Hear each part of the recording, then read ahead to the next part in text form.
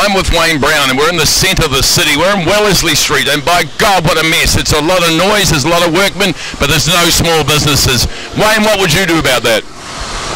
Well, it's Albert Street in particular behind me that is the worry. I'll take... And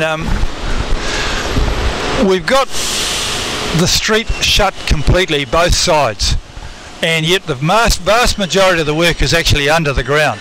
The council are allowing the contractors to take the entire street over, and yet they don't need the entire street. So I would be telling them, limit area at the surface to the absolute bare minimum, which is probably only a 3-metre strip to get concrete trucks in now and again, and because the safety fences are within 2 metres of the shop fronts, which kills every business off. Nobody wants, you can survive like that. We've got to actually limit the space they use and make it absolutely important they get on and finish the work at street level.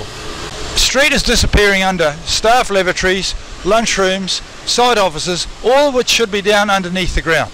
And in fact, it was a mistake in the first place to do cut and cover here. This should have been a tunnel job anyhow. But that's what happens when the decisions are made by a council that has no engineers on board. Absolutely stop the invasion of public space by contractors. I mean, all around us there's a sea of orange cones and prevention of people doing things, and yet it's not all needed. And this isn't just here. There are small projects all over Auckland where the council does nothing about limiting the space, public space, that the contractors can use. They are allowed to just stick up safety fences, put out red cones, and tell us, the public, to bugger off.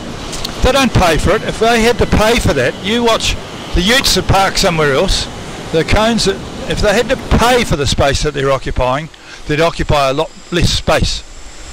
And there's no sense of urgency about any of our projects. You know, they're going to be taking a few years, and by then the mayor, he'll have a nice job in England, so why should he worry? You're dead right about paying for it, because that does build a degree of urgency, and this has been going on for years and years, and no one's in a hurry. Look, if you look around the street right now, there's a lot of workers going home, because it's 20 to 5, and so a lot of workers are going home right now. We don't see any pedestrian traffic, no shoppers, nothing. This place is dead. It's like a cemetery here, and it feels like it too, doesn't it, Wayne? We've been here for quite a few minutes here, and there's not been a single soul that is wearing anything like construction clothing near us. And there's areas which could be just used for parking, if nothing else. So they can. But what I really don't like is the fact that the safety fences are hard up against the buildings. That's a killer for those guys.